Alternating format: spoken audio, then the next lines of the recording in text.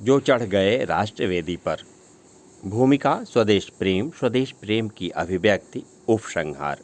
भूमिका जो भरा नहीं है भावों से बहती जिसमें रसधार नहीं, वह हृदय नहीं है पत्थर है जिसमें स्वदेश का प्यार नहीं।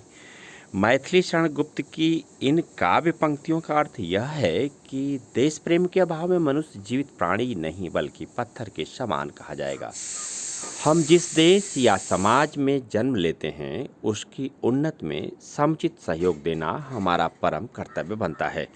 स्वदेश के प्रति यही कर्तव्य भावना, इसके प्रति प्रेम अर्थात स्वदेश प्रेम ही देशभक्ति का मूल स्रोत है।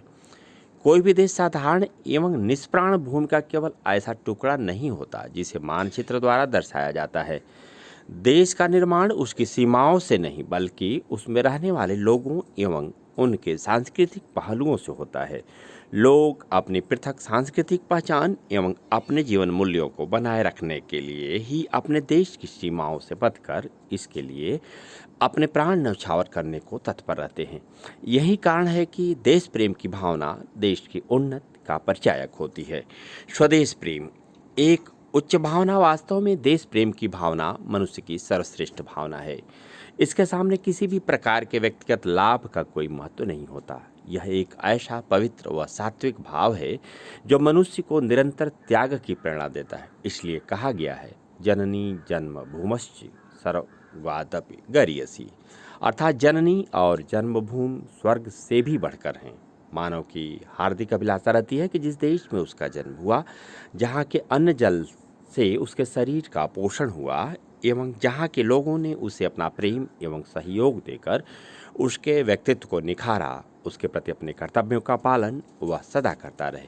यही कारण है कि मनुष्य जहाँ रहता है अनेक कठिनाइयों के बावजूद उसके प्रति उसका मोह कभी खत्म नहीं होता। जैसा कि कवि रामनरेश त्रिपाठी ने अपनी कविता में कहा है, विश्वत रेखा का वासी जो जीता है नित हाँफ हाँफ कर, रखता है अनुराग अलौकिक वह भी अपनी मातृभूमि पर। हिमवासी जो हिम में तम में जी लेता है कांप कांप कर, वह भी अपनी मातृभूमि पर कर देता है प्राण निछावर।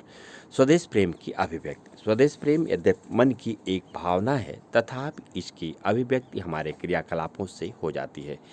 देश प्रेम से ओतप्रोत व्यक्ति सदा अपने देश के प्रति कर्तव्यों के पालन हेतु न केवल तत्पर रहता है बल्कि आवश्यकता पड़ने पर इसके लिए अपने प्राण न्यौछावर करने से भी पीछे नहीं हटता। सच्चा देशभक्त आवश्यकता पड़ने पर अपना तन मन धन सब कुछ देश को समर्पित कर देता है। स्वदेश प्रेम को किसी विशेष क्षेत्र एवं सीमा में नहीं बांधा जा सकता। हमारे जिस कार्य से देश की उन्नति हो वही स्वदेश प्रेम की सीमा में आता है। अपने प्रजातंत्रात्मक देश में हम अपने मताधिकार का प्रयोग करते हुए ईमानदार एवं देशभक्त जनप्रतिनिधि का चयन कर देश को जाति संप्रदाय तथा प्रांतीयता की राजनीति से मुक्त कर इसके विकास में सहयोग कर सकते हैं। जाति प्रथा, दहेज प्रथा, अंधविश्वास इत्यादि कुरीतियां देश के विकास में बाधक हैं। हम इन्हें दूर करने में अपना योगदान कर देश सेवा का फल प्राप्त कर सकते हैं। अशिक्षा, निर्धनता, बेरोजगारी, व्यभिचार एवं भ्रष्टाचार के खिलाफ जंग छेड़कर हम अपने देश को प्रगति के पथ पर अग्रसर कर सकते हैं। हम समय पर टैक्स का भुगतान कर देश के प्रगति में सहायक हो सकते हैं। इस तरह किसान, मजदूर, शिक्षक, सरकारी कर्मचारी, चिकित्सक, सैनिक और अन्य सभी पेशेवर लोगों के साथ साथ देश के हर नागरिक द्वारा अपने कर्तव्यों का समुचित रूप से पालन करना भी देशभक्ति ही है।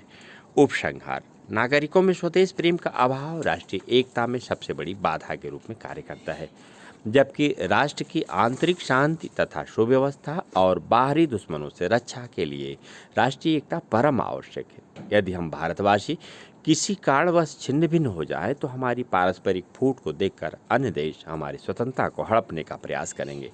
इस प्रकार अपनी स्वतंत्रता की रक्षा एवं राष्ट्र की उन्नति के लिए राष्ट्रीय एकता परम आवश्यक है और राष्ट्रीय एकता बनाए रखना तभी संभव है जब हम देश के प्रति अपने कर्तव्यों का पालन करेंगे।